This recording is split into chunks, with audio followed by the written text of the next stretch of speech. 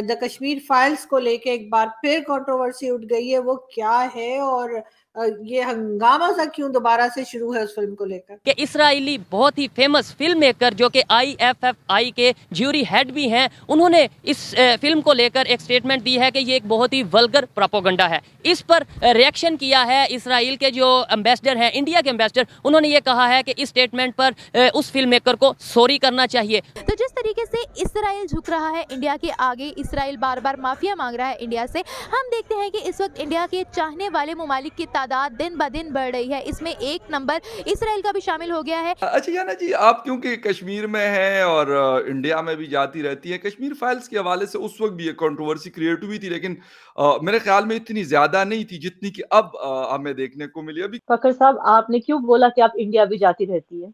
India Kashmir है और आई Kashmir mean to India से है। नो नो नो, मैं इसको करेक्ट कर लूं, बिल्कुल आपने सही कहा। मेरा कहने का मतलब ये है हमें कि कोई वीजा नहीं लगता इंडिया जाने के लिए, और ना इंडियंस को नो वीजा नो नो लगता नो, है वहाँ आने के लिए। यू आर एब्सोल्युटली राइट यारा, बिल्कुल।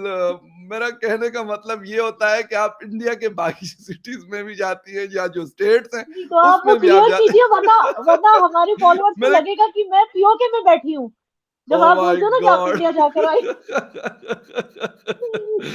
देखिए, इंडिया में एक फिल्म फेस्टिवल चल रहा था। उस फिल्म फेस्टिवल में एक ज्यूरी थी इंटरनेशनल अवार्ड्स के, उसमें ज्यूरी में के हेड जो थे नदाफ लापिड, उन्होंने बोला कि कश्मीर फाइल्स एक ऐसी मूवी है जो कि किसी इस कंपटीशन में आने लायक नहीं थी।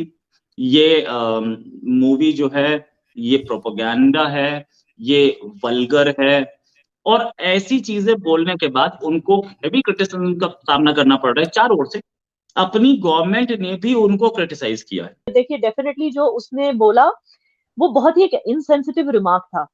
मैं मानती हूँ कि वो एक फिल्म ज्यूरी है, फिल्म फेस्टिवल था IIFA जो गोवा में ऑर्गेनाइज किया गया था अनुराग ठाकुर के द्वारा।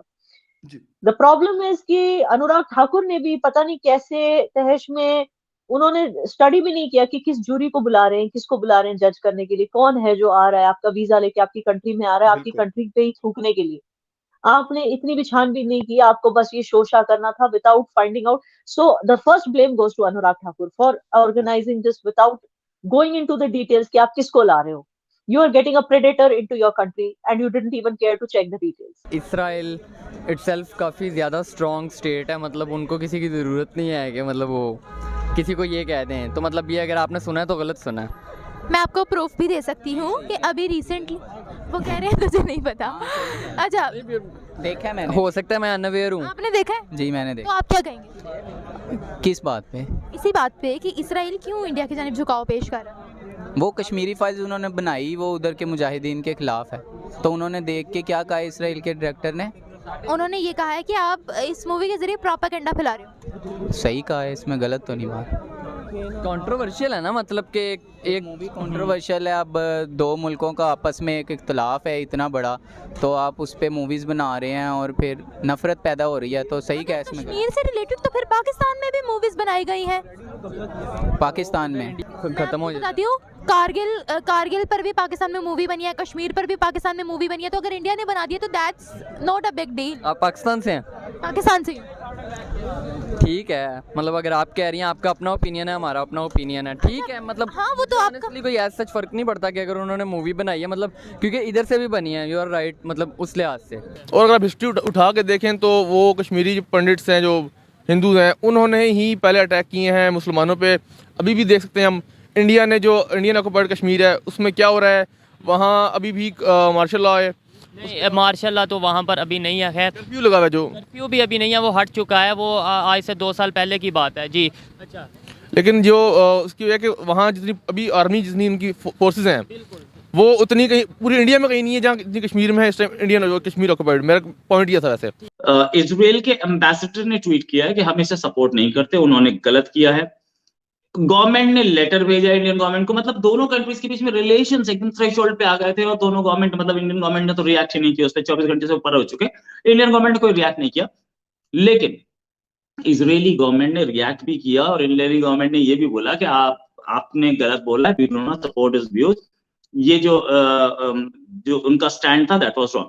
अब जहां तक बात ये, उन्होंने एक ऐसी मूवी को प्रोपेगेंडा बोला जिस मूवी में एक एक इंसिडेंट सही है, एक भी इंसिडेंट गलत नहीं है। आज तक मुझे कोई आदमी ऐसा नहीं मिला या कोई ट्वीट ऐसा नहीं मिला जिसने इस बात को कंटेस्ट किया हो कि ये ट्वीट्स गलत थे या ये सीन्स गलत थे या इसमें जो बताए गए इंसिडेंट्स है वो गलत थे। वो इंसिडेंट सारे सही हैं। तब ऐसे ही तो नहीं मूवी बना दी क्या? आपने थोड़ी सी हिस्ट्री अगर आप जानते हो तो ये बताएं कि कश्मीर में मुसलमान पहले आए या पहले हिंदू पंडित थे? क्या आप इस बारे में थोड़ा बहुत जानते हैं? अगर आप मेरे से बात करें फ्रैंकली ओपनली बात करें तो कश्मीर इशू कसूर सिर्फ इंडिया का नहीं है, पाकिस्तान का भी है। जो यूएन का जो 1947 में जो इंडिया आया था, उस रेजोल्यूशन 47 नाम उसका नंबर है, रेजोल्यूशन 47, उसमें था कि इंडियन अपनी फोर्सेस बैक करे, रेफरेंडम हेल्प कराया जाएगा और पाकिस्तान आर्मी भी वहाँ से बाहर निकले। पाकिस्तान आर्मी नहीं निकली। हम कहते थे इंडिया गंदा है, हम भी तो गंदे हैं, हमारी पाकिस्तान आर्मी भी इतनी अच्छी नहीं है जो हम कह सकते हैं। तो ये कसूर हमारा भी है, उनका भी है।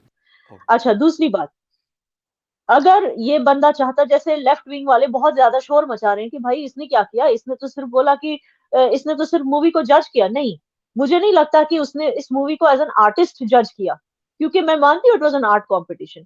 शायद उसको मूवी की डायरेक्शन नहीं अच्छी लगी होगी, शायद उसको मूवी की लाइटिंग, सेट, कॉस्ट्यूम, मेकअप या स्टोरी टेलिंग नहीं अच्छी लगी होगी, लेकिन उसने इन सब पॉइंट्स पे जिक्र नहीं किया। उसने ये बोला, सिर्फ एक लाइन बोली मूवी के बारे में, ये प्रोपेगेंडा था, झूठी मूवी थी और वल्गर मूवी थी। आप मुझे बताइए इसमें कौन सी वल्गैरिटी है? What is the vulgarity shown in this? इसमें क्या कोई आइटम नंबर है? ये किस चीज की बात कर रहा है? दूसरी चीज, इसने इसको प्रोपेगेंडा कैसे बोली? प्रोपेगेंडा का सीधा इंसाफ मीनिंग डिक्शनरी में क्या है? प्रोपेगेंडा का मीनिंग होता है झूठी बात। और झूठी बात को जब जोर जोर से कोई ऐलान करता है उसको प्रोपेगेंडा कहते हैं। तो वो होता कौन है जो हम पर बीती है, जो इंडियंस पे बीती है? मैं कश्मीरी पंडितों को भी, they are a part of India, they are a part of Indian union, जो उन पर बीती है वो हर एक इंडियन पे बीती है, हर एक कश्मीरी पे बीती है। तो वो कैसे ये बोल सकता है बाहर से आके कि ये प्रोपेगेंडा है, जब उसको कुछ पता ही नहीं हमारी हिस्ट्री के बारे में? बॉलीवुड एक बहुत ही अच्छा जो है ना एंटरटेनमेंट सोर्स है, लेकिन ये उनकी शुरू से लेकर बहुत ही गंदी आदत रही है कि पाकिस्तान के अगेंस्ट कुछ ना कुछ इस तरह का टॉपिक लेके आते हैं और मूवीज़ बनाते हैं। जिस तरह उन्होंने कारगिल पे मूवीज़ बनाई हुई हैं, ठीक है, कि पाकिस्तान को इस तरह करके मात दी, इस तरह करके, जो कि बिल्कुल अगेंस्ट रियलिटी है, ठीक है, इस तरह का सीन। तो ऑब्वियसली अब दोबारा भी वो ऐसा कर रहे हैं। कुछ मेरे पर्सनल ताल्लुकात भी हैं, दोस्त हैं वहाँ जो वहाँ रह रहे हैं, उन एरियाज में रह रहे हैं, बताते हैं कि यार कई हम जो सुनते हैं वाकई ऐसा नहीं है, इतना मतलब इतना जुल्म नहीं हो रहा। वो एक मूवी और बना रहे हैं, एक पैलेस्टीनियन गर्ल की, जो कि एक पुलिस वाले को थप्पड़ मारती है, इजरायली पुलिस वाले को, और वो लड़की अरेस्ट हो जाती है। अरेस्ट होने के बाद वो लड़की हीरो बन जाती है पैलेस्टीनियंस की। वो पब्लिसिटी चाह रहे हैं ताकि उनकी, अब उन्हें इंटरनेशनल पब्लिसिटी मिल गई वहां से, और इंटरनेशनल पब्लिसिटी के बाद अब वो जाकर के वो फिल्म रिलीज करेंगे।